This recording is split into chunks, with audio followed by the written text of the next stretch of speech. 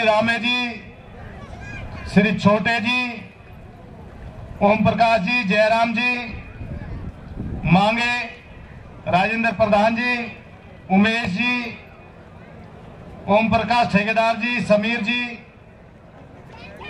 मनोज गोयल जी और हमारे railway youth यूआरएमयू के नेता भाई मनोज जी। अभी थोड़ा शांति बनाए रखे भाई, अभी खाना स्टार्ट हुआ नहीं है, वहां पर जाने की चिंता मत करो, अभी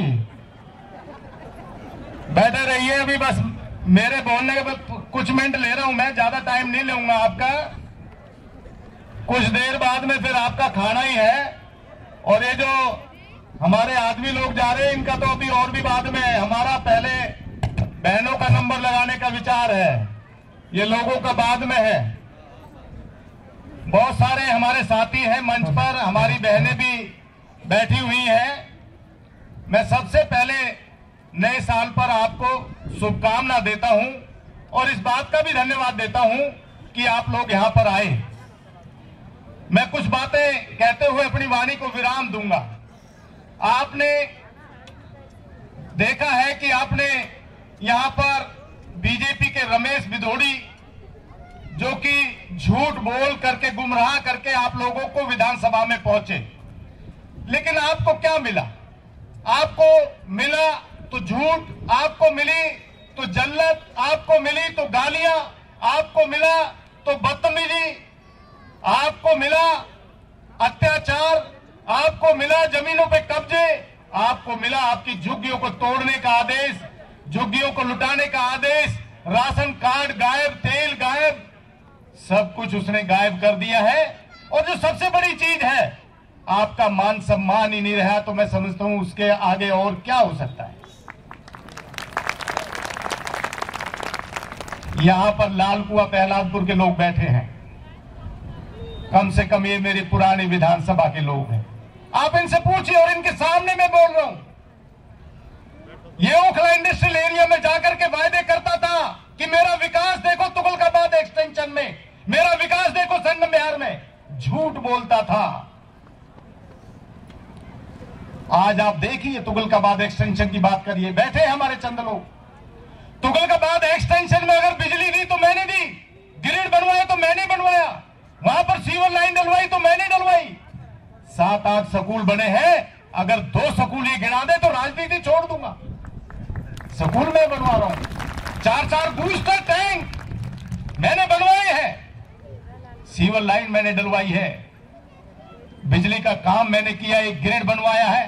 एक काम ये गिरा दे। प्रहलादपुर के अंदर, अरे मेरे टाइम में अनऑथराइज्ड कॉलोनी में फंड लगाने की दिक्कत थी, लगा नहीं सकते थे, और 1 करोड़ रुपए मात्र मेरा फंड था।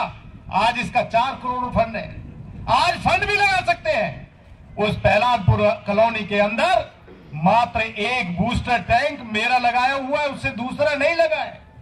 लालकुआं के अंदर 2 बूस्टर टैंक लगाए हैं, वो दोनों के दोनों मेरे हैं, तीसरा नहीं लगा है। क्या इसको फंड नहीं मिलता? आज तो फंड इसका भी है और सरकार को भी इजाजत है लगाने की, लेकिन नीयत कहां से हो? नीयत तो पैसे कमाने की है। हमारे पूर्व वक्ता जो कह रहे थे, सही कह रहे हैं। इस दिल्ली के अंदर अगर कहीं सबसे ज्यादा पानी पास हुआ, 3 करोड़ 20 लाख गैलन पानी इस तुगलकाबाद विधानसभा क्षेत्र के अंदर हुआ। 140 एमजीडी सोनिया व्यार गंगा का पानी पूरी दिल्ली के जो लिए मिला, और उसमें एक विधानसभा में अगर सबसे ज्यादा पास हुआ। मैं यहां पर बीच में एक रिक्वेस्ट ये भी कर रहा हूं, पढ़े लिखे लोगों, कांग्रेस ने एक साफ छवि को, सरकार को सही चलाने के लिए राजीव गांधी, राहुल गांधी जी ने जो एक बात कही थी कि सरकार जो पैसा भेजती है तो उसमें रुपए में से 15 पैसे पहुंचता है, उसके लिए एक आरटीआई एक्ट बनाया। आरटीआई हथियार इस जनता को, अरे क्या पड़ा कर रहा तू, हेलो, जो जनता को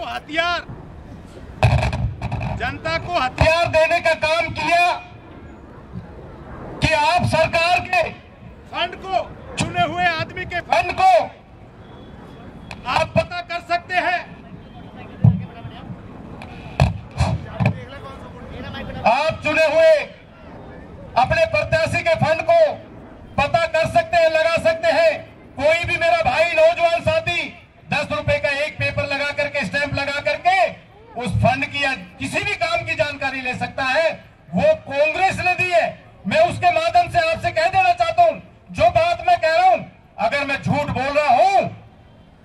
तो मुझे वोट मत देना, मेरी पार्टी को वोट मत देना।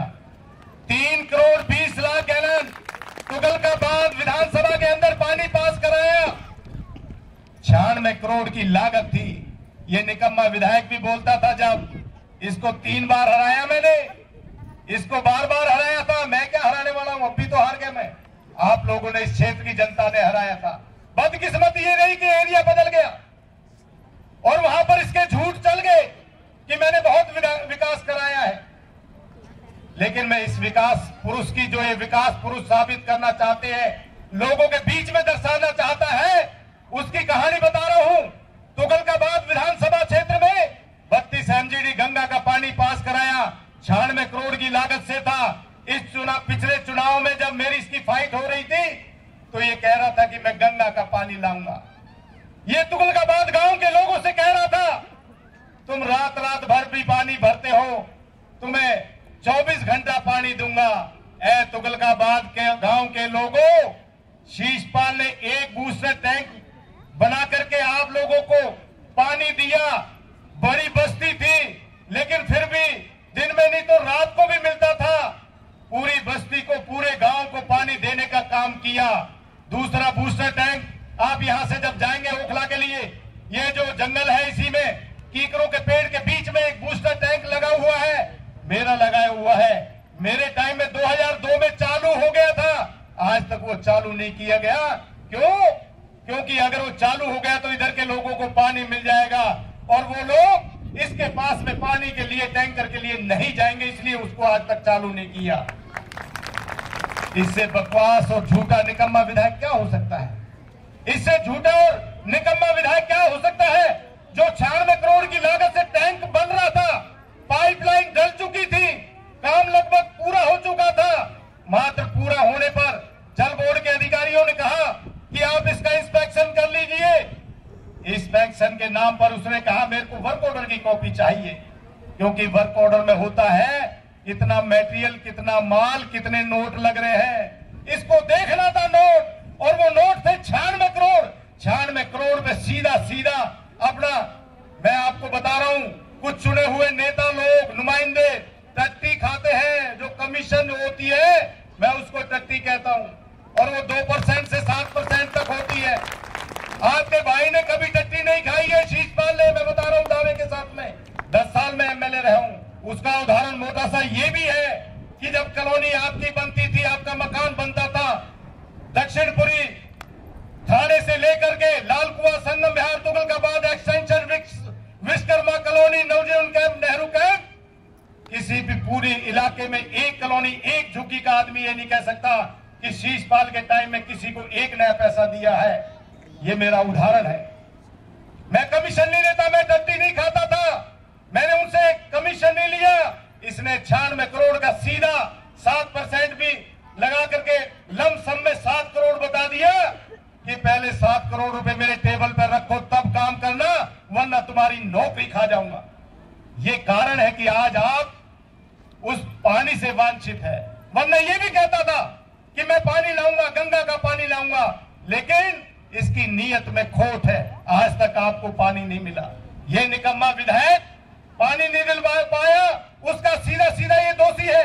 अनऑथराइज्ड कॉलोनी में काम के लिए पैसा नहीं होता था, मैंने फिर भी काम कराया। आज फंड भी है, लेकिन फिर भी काम नहीं हो रहा। मेरे झुग्गी वाले लोगों, मोहन कैंप को पूछो, जो मोहन कोऑपरेटिव सोसाइटी में आज कहां है? ये बेच के खा गया, उन लोगों को भगा दिया, उजाड़ दिया। जब चुनाव जीतने ही के साथ में उजाड़ दिया। राजू कैंप हमारे सलोरा फैक्ट्री के सामने है, उसको तोड़ने का इसने षड्यंत्र रचा। हमारे अशोक शर्मा जी प्रहलादपुर से बैठे हैं, इनसे पूछिए, वो जो इसका कार्यकर्ता, वो क्या नाम है उसका, जो इसका मोहम्मद कार्यकर्ता है, वो बाबर नाम का कार्यकर्ता, आप राजू कैंप के लोग बैठे होंगे यहाँ, वो बाबर, पूछ लो अशोक शर्मा जी से, प्रहलादपुर में बीजेपी का सक्रिय कार्यकर्ता है, जिससे पहले तो तुड़वाने की कोशिश करी। राजू प्रधान का फोन आया, हमने रुकवाया, हमने टूट नहीं दी, और जब टूटने नहीं दी तो वो बाबर नाम के व्यक्ति से कोर्ट द्वारा नोटिस दिलवा करके उनके खिलाफ केस लड़वाने वाला यही बीजेपी का बाबर और बीजेपी का विधायक रमेश भिदोड़ी है।